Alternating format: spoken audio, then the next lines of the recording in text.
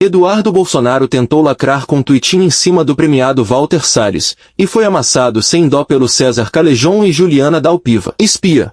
Freud teria um ataque nervoso com o tweet do Eduardo Bolsonaro, que começa falando de psicopatia cínica. Vivian, esse é um sujeito que utiliza uma camiseta para louvar, para enaltecer Brilhante Ustra.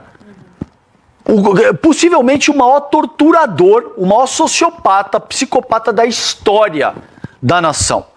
Esse é um sujeito que há pouco tempo, há alguns anos, dizia que não precisava nem de um jipe, que bastava um soldado e um cabo para fechar a Corte Constitucional do país. Esse é o Eduardo Bolsonaro, que agora se faz de vítima e tem a desfaçatez de dizer que quem quer que seja é um psicopata.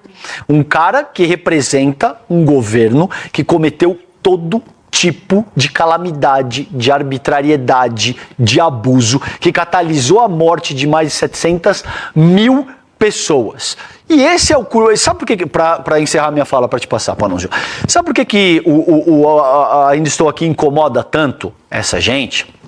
Porque é a celebração dos Rubens Paiva sobre os ultras da vida, diríamos assim. É a celebração de tudo o que os Rubens Paiva representam sobre o que representam esses ídolos do bolsonarismo, como o próprio Brilhante Ustra. É por isso que o filme incomoda tanto eles. Tem um outro pedaço embaixo, se o pessoal puder colocar o tweet de novo, que é: se qualquer brasileiro fizesse a mesma crítica ao regime instaurado pelo Alexandre de Moraes.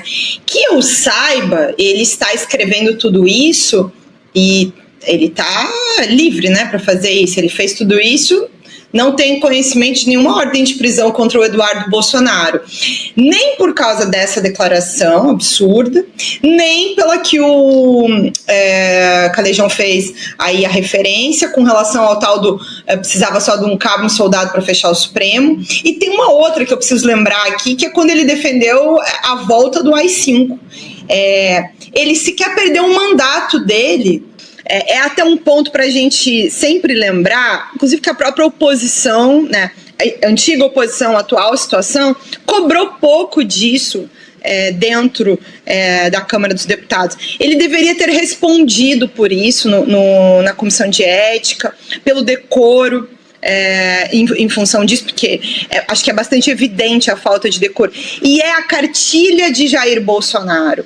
Jair Bolsonaro passou 28 anos dentro do Congresso Nacional, defendendo todas essas medidas autoritárias, defendendo a ditadura, defendendo o Ustra, criando subterfúgios, né, em torno do mandato dele, que nunca efetivamente produziu nada, nunca produziu um projeto de lei concreto para o Brasil sobre tema nenhum.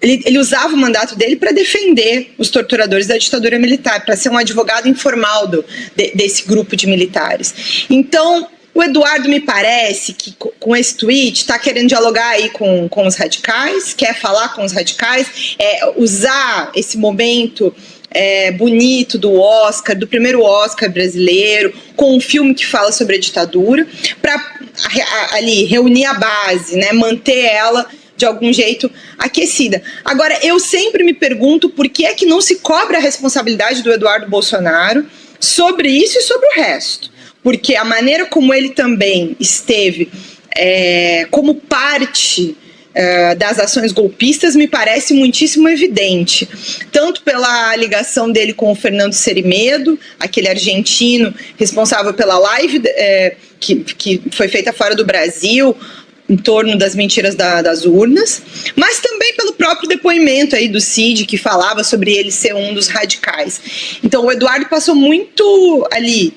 ao lado dessa questão.